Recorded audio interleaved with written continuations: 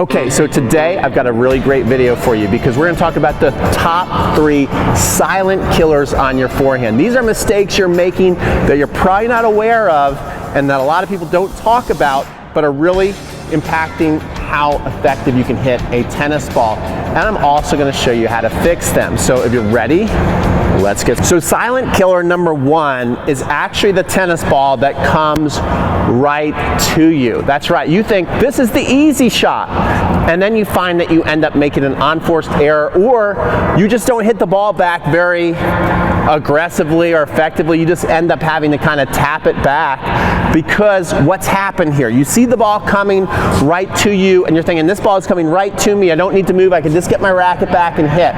But what's happening here is that ball is going to keep moving and keep moving into your body. So by the time you hit the ball, you're actually cramped and hitting like this. I did a clinic out in Cincinnati, and we filmed about 24 tennis players, and a lot of them were from 3-0 to 4-5. And what was interesting is the one thing that everybody had in common. Even the 4-5 players, most of them, you can catch them on video being too close to the tennis ball.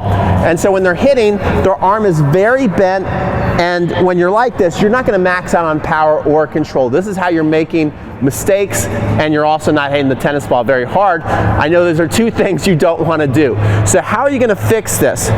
You have to realize here that you've got this instrument in your hand that has now become part of your body. You want to think, okay, I've actually got a longer arm than I normally do most of the day. So you put this on, boom, now instantly you become kind of like a robot and your arm is longer on your dominant side. So what I like to do is I like to tell people to use the measuring stick. This is something that my buddy Matt Bradshaw came up with this term. I also like to call it the sidearm stiff arm, like a football player. So when you see a ball coming, you notice the pros, how they get set and then they put this arm out to the side. Now I want you to use this as a measuring stick. If the ball is going to come under your arm, you're definitely too close to the tennis ball. In fact, look how far I'm going to move away. I'm not just going to move just outside the hand. I'm going to move way out there. Now look how far away that tennis ball is from my body, but especially when I go to step in, I'm going to be swinging right over the ball. So let's take a look at the difference here. If I get set and I don't use the measuring stick and I see the ball's coming right to me and I get set and I'm like, okay, ball's right to me, and I go to hit, I'm going to hit the ball cramped. I'm going to be looking like that. Does not look very good. That's the only way I can really make the shot. I have to compromise there. If I step out of the way, use the measuring stick, and put that ball way out there, look how far out that is, and I go to hit, some of you are going to think like, oh, that's way too far away. You have to get comfortable with the idea of putting that ball further away from your body than you think it should be and getting set. Using that measuring stick, the more you can really have that arm straight out there, the better, and you're going to start crushing that forehand. That's when you're going to start having effortless power. Also, when I'm using that measuring stick, I want to work together with my body here. So I'm just not arming the stroke. This non-dominant arm and my dominant arm, they're working the shot together. So that's the first silent killer I've just taught you how to fix. So let's go on to silent killer number 2. So silent killer number 2 leads us to $1 million question. Should you copy everything you see the pros doing? And my answer is like, well, maybe eventually, but probably not right now for most of you. And one of the things that you're going to see on TV, Rafael Nadal comes to mind. You know, he's hitting an open stance forehand, which I'm absolutely fine with. And when you're seeing him hit, he's got this rotation, his shoulders all opened up like this, and he's crushing the ball. And so a lot of people want to copy this. And I think that this is a big mistake for most players where they are in their development. And one of the things that I tend to see as a coach when people do this is that they tend to pull the ball off to the side, and they also are losing a lot of pace on their shot. Because why? When Rafa is doing this, he's using his rotation perfectly. He's crushing the ball. He's working his hips, everything.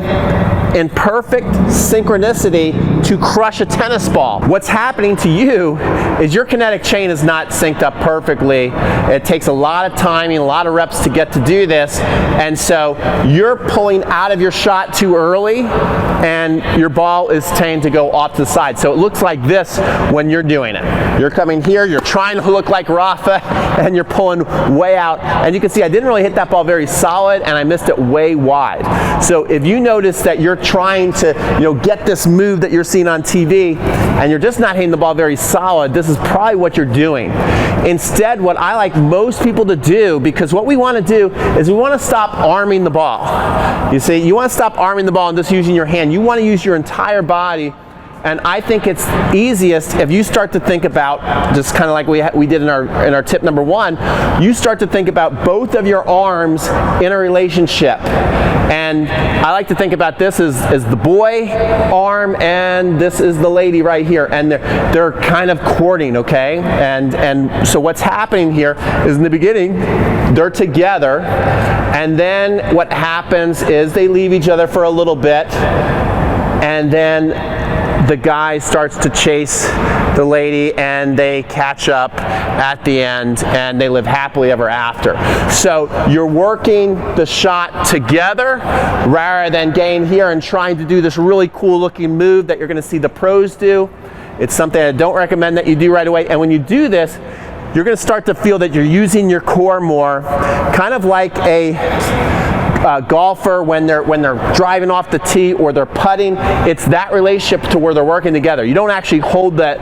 I've seen some people when I teach them this, they'll actually hold on to the racket. I don't want you to do that. They are separated a little bit. When you do this, now you can start to work your shot and what I call effortless power, because now it's just not you're just not arming the ball. You're using your kinetic chain more. The arms are flowing together, and you're able to hit that ball. So I want you to practice that. We'll show you a couple from the side so you can really get the idea of how both arms are working together. And if you do this, you're probably going to go, wow, this feels effortless. When I do this with students, we're on the court together, they do this drill, like, this is effortless power. They're driving the ball forward more instead of pulling off the shot with no power. Okay, so here we are again, just from the side. I want to show you how both arms are working together, and it just feels so smooth, effortless power, getting right here, working both shots together. You do that, you're going to start to hit the ball a lot cleaner than you're used to, and you're going to get a lot more power without trying. Okay, the third silent killer is something I call tweaking. I find that most people that send me a video on their forehand, they're not happy with it, especially if they say they don't get enough topspin or their ball takes off on them and flies. They tend to tweak on their forehand. And so what is a tweak? It's something that you have to watch yourself hit a forehand almost in slow motion, otherwise you wouldn't notice that you're doing anything wrong, because a tweaker does this. Everything looks good, the beginning might look pretty good, you're coming up to the shot, and then all of a sudden you do a little tweak, and then afterwards you're turning over and rolling.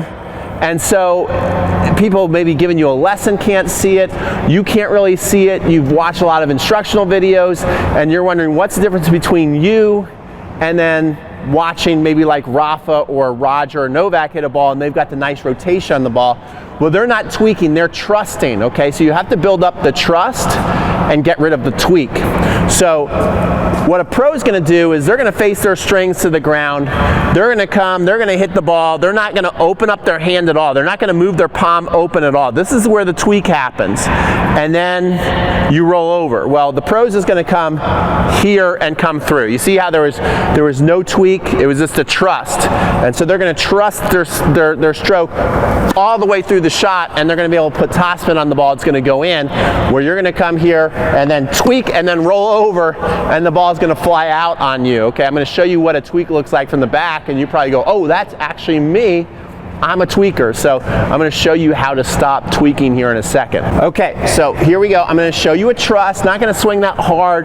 Just that's the thing too. You don't need to swing necessarily hard to get the topspin and to understand how to do this. In fact, I suggest you swing slower in the beginning. But I'm going to come here. I'm just going to trust. I'm not going to open up. So what I'm going to do is I'm just going to trust that forehand and not going to open up. Just going to roll through, and you're going to see the ball is going to have the topspin on it and go go in every time. That second shot might actually had a little bit of a tweak, to be honest.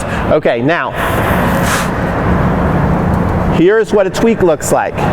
You're coming up, everything looks good, and then just before you hit, you open up and then you roll over. And you see how that ball flew out on me? Again, watch it.